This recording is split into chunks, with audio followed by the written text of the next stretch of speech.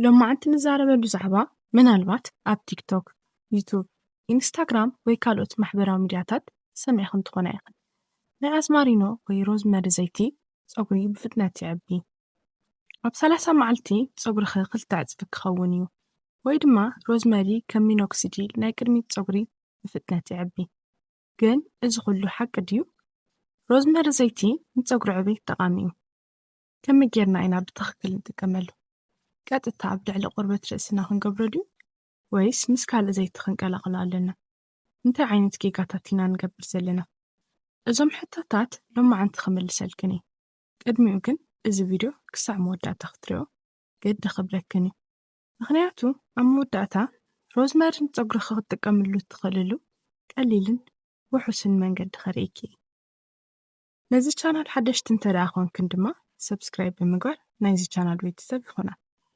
قدم تقم روزماري مزرابنا قن روزماري بحق انتاي مخانو نرد روزماري وي سالفيا روزمارياس بحال تخلي بزي تخلي نزامنات عم مقبي شتان بحالا دقاقماتن تتقيمو كاب روزماري زركب زيت دما روزماري اسنشال اويل بحال ابزي حدا اقداس نقرال روزماري اويلن روزماري اسنشال اويلن كل جزي تمساسالا يكونه اب عراقا زركب روزماري هير اويل مزن السرح اويل حدا عينت فورمولا يولن ابتنا عراقا زيتي روزماري اكسترا تهلو يخلي اسنشال اويل كهلو يخل ويدما روزماري مس كوكونات اويل جوجوبا اوليف اويلن ويكالي كيرير اويلن تقلاقيلو كهلو يخل እዚ ምፍላጥ ኣገዳሲ እዩ ምክንያቱ ኢሴንሻል ኦይል ብጣዕሚ ኮንሰንትሬትድ እዩ ኮንሰንትሬትድ ማለት ኣብ ርእሲ ዝፍጠር ርስሓት ዝመስል ዝተኸማቸየ ነገር ማለት እዩ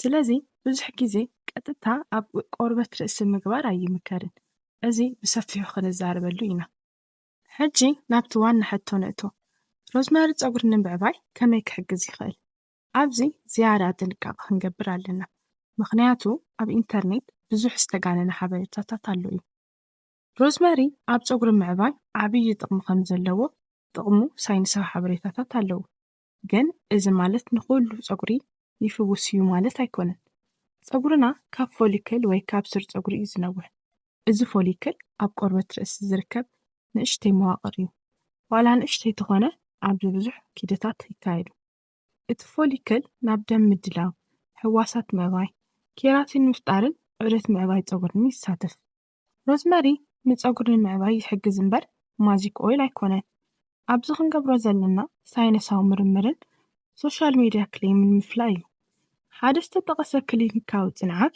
ሮዝመሪ ኦይል ምስ 2% ዝኸውን ሚኖክሶዲል ኣብ ኣንድሮጀኒታል ኣሎፔያ ዝበሃል ዓይነት ምርጋፍ ፀጉሪ ኣነፃፂሩ ነይሩ ኣብቲ ፅንዓት ንወርሒ ተኸታቲሎም ከም ዘቕረብዎ ድማ ክልተ ለውጢ ፀጉሪ ምስ ረኣየ እዩ እዚ ሓደ ፅንዓት ጥራሕ እዩ እዚ ሮዝመሪ ንኩሉ ሰብ ብተመሳሳሊ መጠን ይሰርሕ ማለት ኣይኮነን ሮዝመሪ ዘይቲ ንገለ ሰባት ኣብ ምዕባይ ፀጉሪ ይሕግዝ እዩ ግን ክሳብ ሕዚ ዘሎ መርትዖ ውሱን እዩ ኣብ ሮዝመሪ ዝርከቡ ዝተፈላለዩ ፋይቶኬሚካላት ኣለዉ ከም ሮዝማሪኒክ ኣሲድ ካርኖክሲክ ኣሲድ ካርኖሰልን ካልኦት ንጥረ ነገራትን እዞም ንጥረ ነገራት አንቲኦክሲዳንት ባህርያት ኣለዎም እዚ ማለት ብዙሕ ግዜ ኣብ ቆርበት ርእሲ ዝፍጠር ኦክሲዴቲቭ ስትሬስ ንሕዋሳት ክጎድእ ይኽእል አንቲኦክሲዳንት ማለት ነዚ ዓይነት ጉድኣት ኣብ መጠኑ ንምቕናስ ይሕግዘና ካልእ ነገር ድማ ኢንፍላሜሽን እዩ ኣብ ቆርበት ርእሲ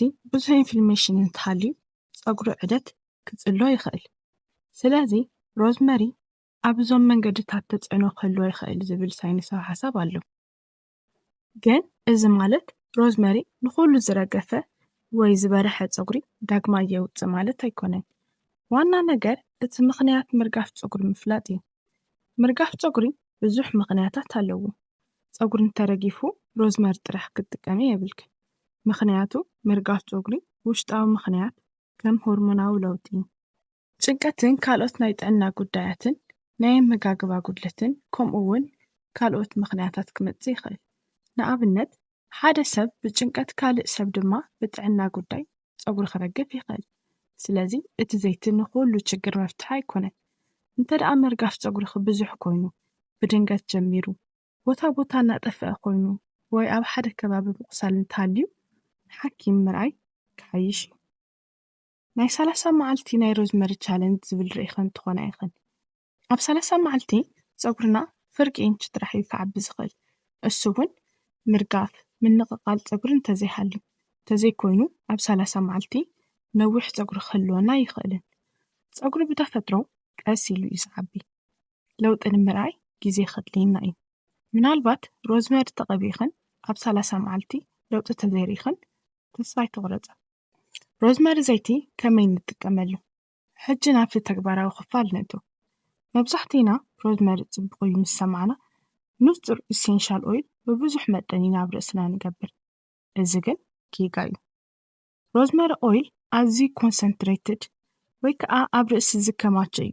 ስለዚ ምስኡ ኬሪር ኦይል ምቅልቃል ይግባእ። ንኣብነት ጆጆባ፣ ኮኮናት ወይ ኦሊቭ ኦይልን ካልኦት ንዓኺ ዝስማዕማዕ ዘይቲ ተጠቐሚ። ኣዝዩ ሰንሰቲቭ ቆዳ እንተሃልይክ ድማ ንእሽተን መጠን ተጠቐሚ። እዚ ሓደ ዓይነት መጠን ንኹሉ ሰብ ኣይኾነን። እንተ ደኣ ቀዲምክ ተቐላቒሉ ዝመፀ ምህርቲ ሮዝመሪ ሄር ኦይል ገዚእኺ እቲ ምህርቲ ቀጥታ ምጥቃም ድዩ ወይስ ክትቀላቕልዮ እዩ ዝብል ፅሑፍ መምርሒ ተኸተሊ። እንተ ደኣ እዚ ምህርቲ ትጥቀም እንተኾንኪ ብፍላይ ኢሴንሻል ኦይል እንተኾይኑ ቅድሚ ምጥቃምኪ ኣብ ንእሽተይ ቦታ ፍትኒ። ብርቱዕ ምቅፃል ወይ ምቕጣዕ እንተሃልይዎ ኣይትቐፅልዮ። ምክንያቱ ናቹራል ማለት ንኹሉ ሰብ ውሑስ ማለት ኣይኮነን። ተፈጥራዊ ንጥረ ነገር እውን ኣለርጂ ወይ ኢሪቴሽን ክፈጥር ይኽእል። ሮዝመሪ ኣብ ሰሙን ንኽንደይ ግዜ ንጥቀመሉ? መብዛሕትኡ ግዜ ኣብ ሰሙን 4 ግዜ ወይ 3 ግዜ ዝብል ቪድዮታት ኣለዉ። ግን ኣብ ፀጉርናን ስካልፕናን ብዙሕ ዘይቲ ምግባር ውፅኢቱ ብቐጥታ ፕሮዳክት ቢልድ-ኣፕ እዩ። እዚ ማለት እቲ ዘይቲ ብላዕሊ ይደራረብ እሞ ንዘይተደለየ ምቅርራፍ ቆርበት ይገብርና። ስለዚ ዘይቲ ምብዛሕ ዘይኮነስ እቲ ትኽክለኛ ዘይቲ ኣጠቓቕሙ ምፍላጥ እዩ ዘድልየና። ሓደ ሰባት ኣብ ርእሶም ንነዊሕ ግዜ እቲ ዘይቲ ተቐቢኦም ይገድፍዎ፣ ግን እዚ ግዴታ ኣይኮነን። ናብ ቆርበትና ክኣቱ እምበር ኣብ ርእስና ከብለጭልጭ የብሉን። ስለዚ ለይቲ ሙሉእ ጌርክዮ እናሓደርኪ ለውጢ ኣየምፅእን። ካልእ ሮዝመሪ ንፀጉሪ ምስብባር ዘለዎ ግደ። ሓደ ሰብ ፀጉሩ ካብ ስሩ እዩ ብግቡእ ዝዓቢ፣ ግን እቲ ፀጉሪ ኣብ መንጎ እናተሰበረ እንተኾይኑ ንውሓቱ ኣይረኣየናን። እዚ ከዓ ናይ ፀጉሪ ምስብባር ወይ ሄር ብሪኬጅ ንብሎ። ስለዚ ፀጉርና ክዓቢ ክንሓስብ ከለና ቆርበት ርእስና ጥራሕ ዘይኮነ ፀጉርና እውን ክንከናኸን ኣለና። ብዙሕ ሂት፣ ብርቱዕ ኬሚካል፣ ብዙሕ ሰጢም ሄር ስታይልን ፍሪክሽን ፀጉሪ ከስዕብ ይኽእል። ስለዚ ሮዝመሪ ተጠቒምኪ ግን ኩሉ መዓልቲ ፀጉርኺ ብሰጢም ተትሕዝዮ እንትኾንኪ እቲ ውፅኢት ክጎድል ይኽእል እዩ። 5 ዝተለመዱ ጌጋታት። ቀዳማይ ኢሴንሻል ኦይል ብቐጥታ ምጥቃም። ሮዝመሪ ጥራሕ እዩ ዝጠቅም ኢልኪ እቲ ኢሴንሻል ኦይል ብቐጥታ ኣብ ቆርበት ዘይምጥቃም። ካልኣይ ብዙሕ ዘይቲ ምጥቃም። ዝበዝሐ ዘይቲ ማለት ዝበለፀ ዕብየት ኣይኮነን። ሳልሳይ ኣብ ሰሙን ውሽጢ ውፅኢት ምፅባይ። ፀጉሪ ብቕፅበት ኣይዓብን፣ ትዕግስቲ ወይ ኮንሲስተንት ዝሓትት ነገር እዩ። ራብዓይ ብዙሕ ምህርቲ ሓደ ግዜ ምጥቃም። ሮዝመሪ፣ ኮኮናት ወይ ናይ ኦኒየን ኦይልን ካልኦት ኩሉ ኣብ ሓደ ግዜ ኣብ ቆርበት ምግባር ኣድላይ ኣይኮነን። ሓምሻይ ምኽንያት ምርጋፍ ፀጉሪ ዘይምፍላጥ። ምርጋፍ ፀጉርኺ ካብ ካልእ ጉዳይ እንተመፅኡ ሮዝመሪ ነቲ ፀገም ኣይፈትሖን። ናብቲ ትኽክለኛ ኣሰራርሓ ሮዝመሪ ኦይል ቅድሚ ምኻድና ግን ኩሉ ዝሓቑፎ ሄር ኬር ክህልወኪ ይግባእ። ቆርበት ርእስኺ ፅሩይን ጥዑይን ክኸውን ግበሪ። ፀጉርኺ ብጣዕሚ ኣይተስጥሚ። ብዙሕ ሂትን ኬሚካል ዳሜጅን ቀንሲ። ንሰውነትኪ ዝድለ ፕሮቲንን ቫይታሚናትን ማዕድናትን ዝሓዘ ሚዛናዊ ኣመጋግባ ኣገዳሲ እዩ። እዚ ምናልባት ካብ ኩሉ ዝኸበደ እዩ። ፀጉርኺ ብሓደ ለይቲ ኣይቕየርን። እዚ እዩ እቲ ብዙሕ ግዜ ኣብ ሶሻል ሚድያ ዘይትሰምዕዩ ሓቂ። ናብቲ ትኽክለኛ ናይ ሮዝመሪ ቅብኣት ኣሰራርሓ ንኸይድ። ኣብ ገዛና ሮዝመሪ ክነዘጋጅ እንተደኣ ደሊና ሓደ ኩባያ ኮኮናት ወይ ኦሊቭ ኦይል ንርእስኺ ዝስማዕማዕ ቅብኣት ተጠቐሚ። 2 ወይ 3 ፍሬሽ ሮዝመሪ ጽሩይን ምንም ዓይነት ራሕሲ ዘይብሉን ብርጭቆ ኣዘጋጂ። ካብኡ ሓደ ቆጽሊ ሮዝመሪ ኣብ ጽሩይ ድስቲ ግበሪ። እቲ ዘዘጋጀናዮ ዘይቲ ኣብ ልዕሊኡ ምፍሳስ። ኣብ ኣዝዩ ዝተሓተ ሙቐት 30 ደቂቓ ቀስ ኢሉ ክመውቕ ግበሪ። ብድሕሪኡ ኣውሪድኪ ክሳብ ዝዝሕል ተጸበዮ። ብጽሩይ ጨርቂ ወይ መጽለሊ ጌርኪ ኣጽልልዩ። እቲ ዘይቲ ብርሃን ኣብ ዘይረኽቦ ቦታ ግበር እዩ። ኣጠቓቕምኡ ድማ ንእሽተን መጠን ጌርኪ ኣብ ጽሩይ ቆርበት ርእስኺ ቀስ እናበልካ ኣባጽሕ እዩ። ርእስኺ ቅልል ዝበለ ማሳጅ ግበር እዩ። እንተተኻኢሉ ድማ ኢንቨርዥን ሜተድ ዝበሃል ናይ ርእሲ ማሳጅ ግበር። እዚ ማለት ርእስኺ ንታሕቲ ብምግባር ወይ ብርክኺ ብምርኣይ ርእስኺ ብደንቢ ማሳጅ ምግባር። እዚ ዝኾነሉ ምኽንያት ኩሉ ደም ብግራቪቲ ምኽንያት ኣብ ርእስና ንኽፈስስ ስለ ዝገብር ናይ ፀጉሪ ኹስራት ብሓደ ጊዜ ኣዝዩ ልዑል ኦክሲጅን ስለ ዝረኽቡ ናይ ደም ምዝውዋር እውን ይውስኽ፣ ዕብየት ፀጉሪ እውን ንኽውስኽ ይገብር።